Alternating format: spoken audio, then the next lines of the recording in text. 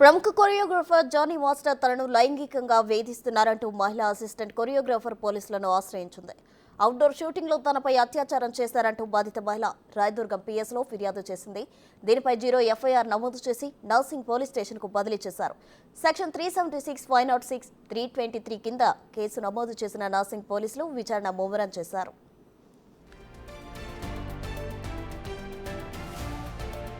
ఈ కేసులో Johnny master భార్య వ్యవహారం కూడా వెలుగులోకి వచ్చింది. జానీ మాస్టర్ అతని భార్య ఇద్దరు తన ఇంటికి వచ్చి మతం ప్రస్తావన తీసుకొచ్చారని తెలిపింది.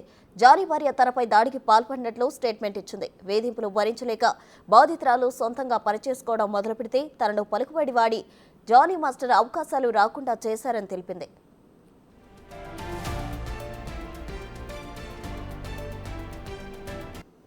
ఈ క్రమంలో జానీ మాస్టర్ కు మరో షాక్ తగిలింది. డాన్స్ అసోసియేషన్ అధ్యక్ష పదవితో పాటు అసోసియేషన్ నుంచి ఆయనకు తొలగిస్తూ తెలుగు ఫిల్మ్ ఛాంబర్ నిర్ణయం తీసుకుంది. విచారణ పూర్తయ్యే వరకు ఈ నిర్ణయం అమల్లో ఉంటుందని ప్రకటనలో తెలిపింది. అంతకుముందు ఇదే కేసులో జనసేన పార్టీ ఆయనపై సస్పెన్షన్ వేటు వేసింది. 2019లో సైతం జానీ మాస్టర్పై లైంగిక వేధింపుల కేసు నమోదైంది. మేడ్చల్ కోర్టు జానీ మాస్టర్కు 6 నెలల జైలు శిక్ష సైతం విధించింది. ఈ కేసుతో జానీ మాస్టర్ కెరీర్ క్లోజ్ అయిందని ఊహాగానాలు వ్యక్తమవుతున్నాయి.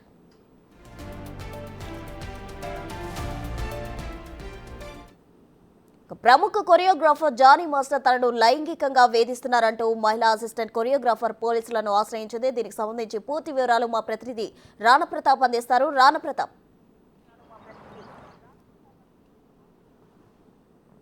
ప్రస్తుత మహిళా కొరియోగ్రాఫర్ లైంగిక వేధింపులు ఆరోపణలు చేసిన నేపథ్యంలో జానీ మాస్టర్ పైన కష్టాలు ఇంకా కొనసాగుతూనే ఉన్నాయి. మొన్న జనసేన పార్టీ నుంచి కూడా కార్యక్రమాలకు దూరంగా ఉండాలంటూ కూడా ఒక ప్రెస్ నోట్ రిలీజ్ చేశారు. ఆల్మోస్ట్ జనసేన పార్టీ నుంచి కూడా అతను అవుట్ అయినట్టే మనకు లెక్క. దాంతోపాటు గత 2 రోజుల నుంచి కూడా జానీ మాస్టర్ సంబంధించిన వ్యవహార శైలి పైన కానీ, గతంలో డాన్సర్స్ అసోసియేషన్లో కానీ, అలాగే కొరియోగ్రాఫర్ అసోసియేషన్స్లో కానీ ఇతర సభ్యులతో అతనికి ఉన్నటువంటి గొడవల పైన, లేకపోతే ఇప్పుడు ప్రస్తుతం వచ్చినటువంటి లైంగిక వేధింపుల పైన కూడా 2 రోజుల పాటు కూడా చర్చోపరి చర్చలు జరిగిన తర్వాత ఫిల్మ్ ఛాంబర్ ఆఫ్ కామర్స్కి వెళ్ళింది. అక్కడ వెళ్ళిన తర్వాత ఆల్రెడీ ఈ మహిళలకు సంబంధించిన వేధింపులు కానీ, లేకపోతే ఇవన్నీ ఇతర సమస్యలు చెప్పుకోవడానికి ఒక కమిటీ ఉంది. ఆ కమిటీకి కూడా ఈ యొక్క విషయం కూడా వచ్చింది. తర్వాత అవన్నీ కోణాల్లో కూడా చర్చించిన తర్వాత ప్రస్తుతానికైతే ఆయన్ని డైరెక్టర్ అంటే కొరియోగ్రాఫర్ అసోసియేషన్ నుంచి కూడా అతన్ని ప్రెసిడెంట్గా కూడా తొలగించారు. దాంతోపాటు తన మెంబర్షిప్ని కూడా తొలగించినటువంటి నేపథ్యం ఏర్పడితే అతనిపైన ఆరోపణలు వచ్చినాయి కాబట్టి వాటినంతా కూడా విచారణ క్రమం ఉంది కాబట్టి విచారణ ముగిసేంత వరకు కూడా అతనిపైన వేటు ఉంటుందనేసి కూడా వారు నిర్ధారణ చేశారు. ఒకవేళ కానీ ఈ ఆరోపణలు రుజువైతే మాత్రం ఖచ్చితంగా శాశ్వతంగా అతనికి సభ్యత్వం రద్దు చేయడంతో పాటు తెలుగు ఫిల్మ్ ఇండస్ట్రీలోకి ఎంట్రీ ఉండదు అనేది కూడా సూచనప్రాయంగా నిన్న చెప్పినటువంటి పరిస్థితి కనపడుతుంది. మరోవైపు బాధితురాలు మొన్న సఖీ సంబంధించిన సెంటర్ వాళ్ళు వెళ్ళారు. బాధితురాలు ఇంటి దగ్గరికి వెళ్ళారు. దాదాపు 3 గంటలు 2 గంటల పాటు కూడా ఆమెతో చర్చించారు.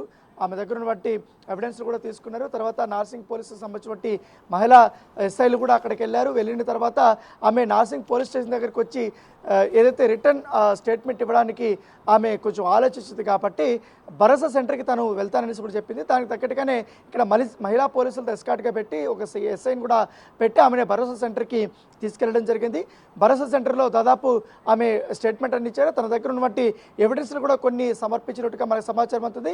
ఇప్పుడు అక్కడ స్టేట్మెంట్ రికార్డ్ అయింది కాబట్టి ఇప్పుడు నార్సింగ్ పోలీసులు ఇవాళ నుంచి కూడా ఆమె ఇచ్చినటువంటి స్టేట్మెంట్ని ఆధారంగా చేసుకుని, అలాగే కంప్లీట్ కాపీ ఆల్రెడీ ఇచ్చారు కాబట్టి 0 ఎఫ్ఐఆర్ నమోదైనటువంటి నేపథ్యంలో 3 సెక్షన్స్ కింద ఈ కేసు నమోదైంది. సో ఆయన పైన వచ్చినటువంటి అలిగేషన్స్, ఆమె చెప్తున్నటువంటి ఇవన్నీ కూడా ఈ ఎవిడెన్స్ అన్ని చెక్ చేసిన తర్వాత జానీ మాస్టర్కి నోటీసులు ఇవ్వడానికి రెడీ అయినట్టుగా మనకు సమాచారం అవుతుంది.